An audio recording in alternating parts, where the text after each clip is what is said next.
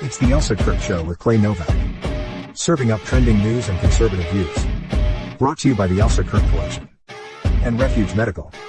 And now, it's time for the show. Since we are still on the Trump train, talking about our buddy there, let's keep going. This one, Clay, oh my word. You go ahead. Yeah, so Thomas Crooks is who we're talking about. This is the Butler, PA shooter, the kid who's dead. So one of the things that has not been publicly released in the year plus since the assassination attempt is his digital footprint. And for a while there, we were even being told that he didn't have one, which we all know is crazy. There's nobody, I'm pretty sure the Dalai Lama's got a digital footprint at this point. He totally does. Yeah. So, yeah. But there was this, the kid doesn't have anything. We don't know anything. We can't, and the FBI, of course, has had it all along. A lot of it was being protected, hidden, partially because of an investigation, but also partially because it was in the hands of the Biden administration for a while. But what we're finding out about this kid is that for a long time, he was a Trump supporter as a teenager, like not even old enough to vote yet, I don't think. Big, conservative, really to a point of being violent. Some of the statements that he made, I don't know if you have seen any of these, but it's like, we should be like these anti-MAGA, people should get shot in the head with an AR-15 and like all this crazy, super violent tendency. And then all of a sudden in 2020, there was a switch. Yeah. And he went from loving President Trump to hating President Trump. And they found a correlation with a Norwegian YouTube account that the guy or the individual, they can tell. I don't think they know who that person is, but they do have enough digital signature to find out that this person was associated with essentially a Norwegian version of Antifa. So a left-wing nut job. And so they're finding that Crooks was talking to this individual through YouTube. And that's about the time that he turned from being a violent supporter of President Trump to a violent opposer of President Trump. And then you can imagine the waterfall effect that led to Butler, PA. But what they're also finding out is, go figure, with a kid who's mentally unstable, as this young man was, he also had, weird sexual tendencies on top of everything else. Yes. Again, go figure. Yeah. And I'm not going to get too deep into that because it's gross and it's uncomfortable and like nobody. You just need to know he was into some weird stuff, people. Yeah. If you really want to go and look it up, you can look it up. But he was into some weird stuff. But now all of a sudden we've got this digital footprint. And where does that sit with you? Like, this has been over, how many months has it been now? Right. Yeah. I don't even know what it is, but yeah, something like that. Yeah. Obviously everything, I think we're all kind of thinking somewhere along the same lines that, like, one being, how come we're just finally hearing something about this? We have, everyone else, close to everyone else, within minutes, we have these people's life stories. We know everything about them, information. And granted, yes, a lot of times a lot of false information comes out first and all of those things. But nonetheless, you find everything very, very quickly. So one would be, why was this scrubbed, or was this all scrubbed or suppressed, unlike anyone else? The shift, like, who is this person that got a hold of this kid? And yes, you already have somebody who's clearly got some mental illness going on.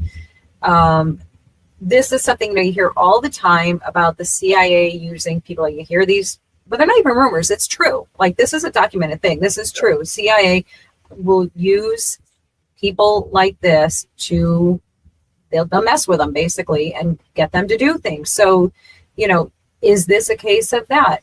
Who is hiding all of this? Who is this kid? Who is all of the things? There's so many questions here. And still, this is a little bit of potential insight, but there's still way too many questions for something that should have been long resolved and handled already at this point. You've got Tucker Carlson, of course, and others on the right are saying that the FBI lied or at least misled the public about his digital footprint and possible ideological leanings. And by the way, you mentioned it was like 2020, so we're talking around COVID time. So now you've got isolation.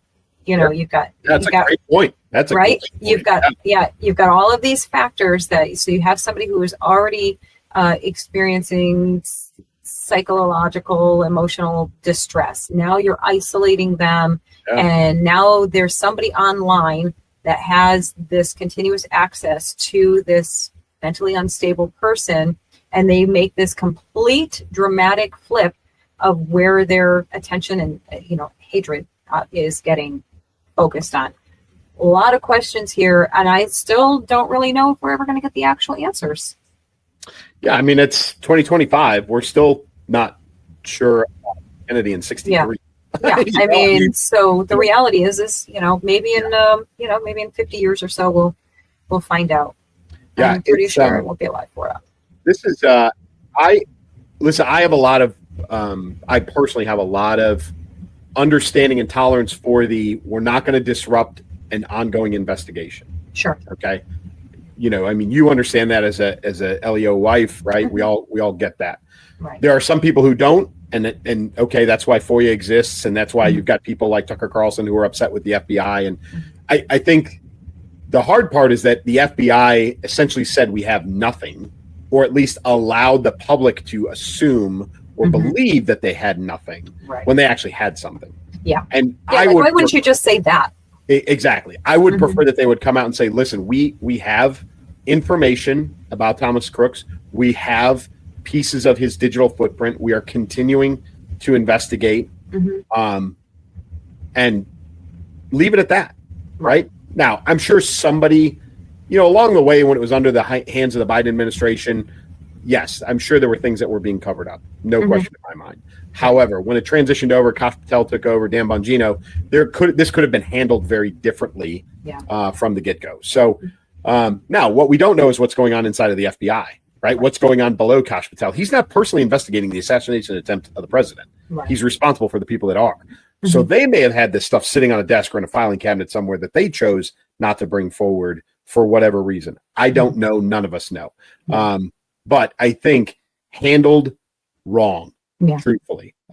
This was mishandled, and I think you're right. I think we're, at 15, 16 months beyond the event itself. We will probably never know. And listen, for the American public, I'll speak for the American public. Nothing is more frustrating than not having the information and being allowed, or conspiracy theories being allowed to build, because that's what's happening. Yeah. You're so right, Clay. It's feeding the QAnon. It's feeding the conspiracy theorists. It's feeding all that crap when just a little bit of information can keep that stuff at bay. And they choose not to do it.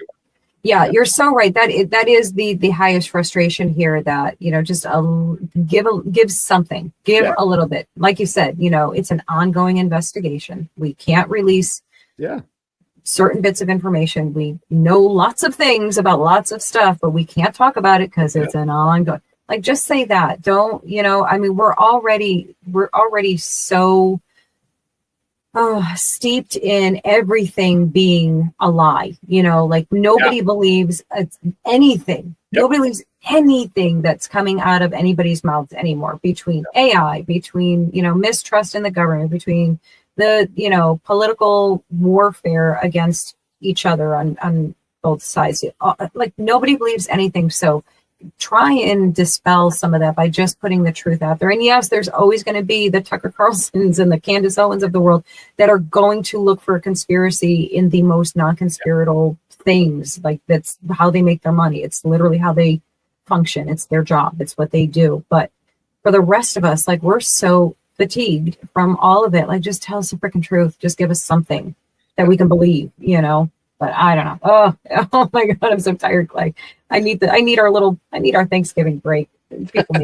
People make me so angry as I laugh about it.